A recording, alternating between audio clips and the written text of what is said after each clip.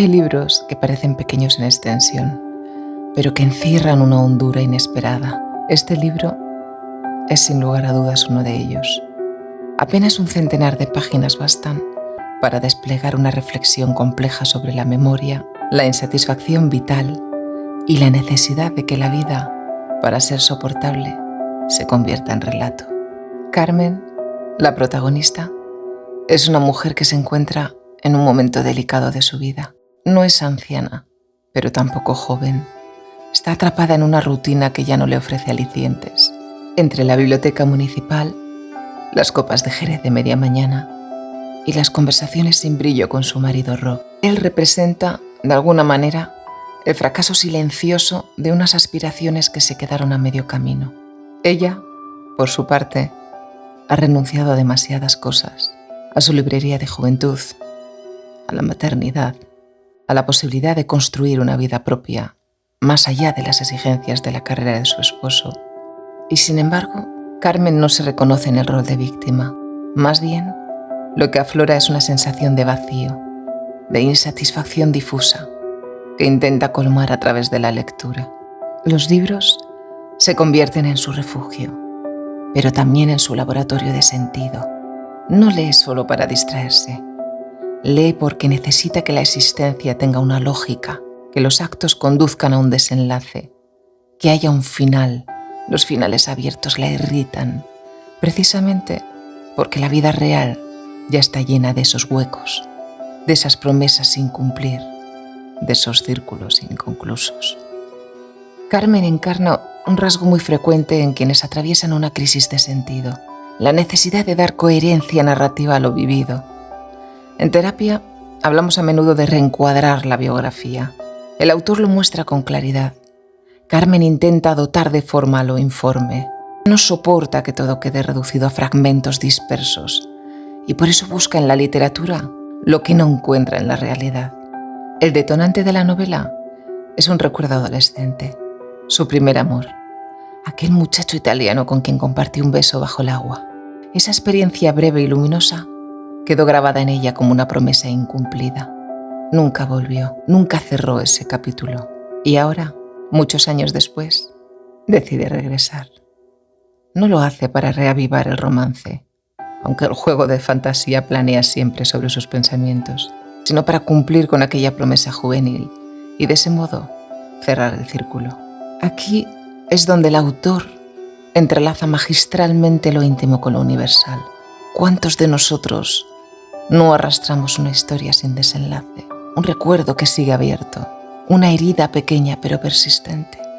Carmen viaja porque necesita una narrativa completa y el autor plantea de manera casi filosófica si la vida es soportable sin ese orden, sin esa ficción que otorga coherencia a lo que en esencia es caos.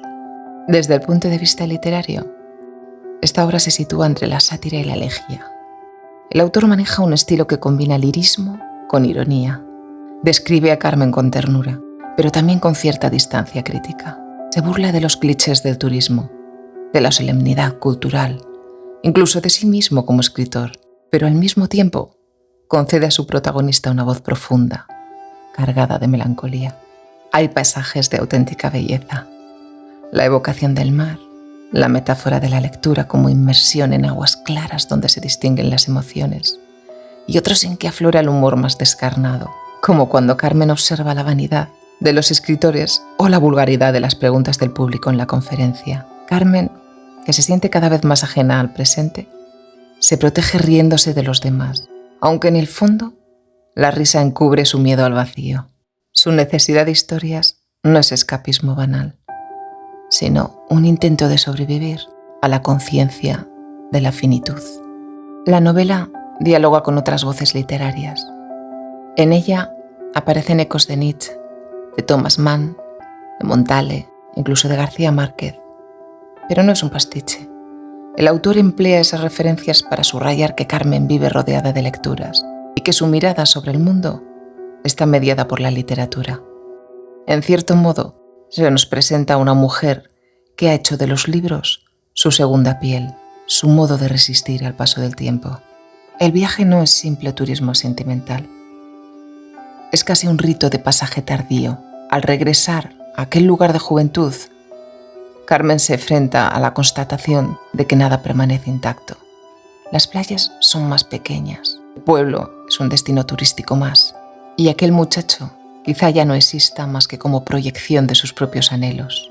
Y, sin embargo, el viaje tiene sentido porque ella lo convierte en relato.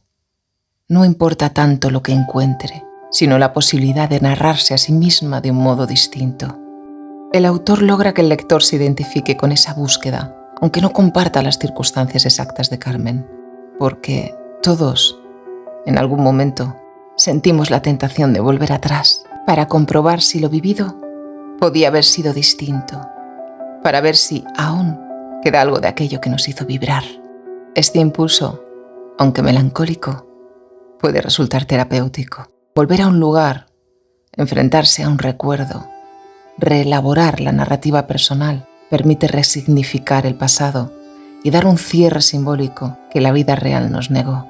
La ficción, entonces, se convierte en una forma de cura. Esta obra es mucho más que una historia sobre una mujer madura en busca de un recuerdo perdido. Es una meditación sobre la necesidad de historias para vivir, sobre la fragilidad de la memoria, sobre el poder de la literatura para dar forma al caos. Una novela breve, pero intensa. Se lee con la ligereza de una anécdota, pero deja tras de sí el peso de una pregunta incómoda. ¿Qué nos sostiene cuando la vida parece no tener sentido? Tal vez la respuesta, como sugiere el autor, no esté en aceptar resignadamente la realidad, sino en atreverse a contarla de otra manera.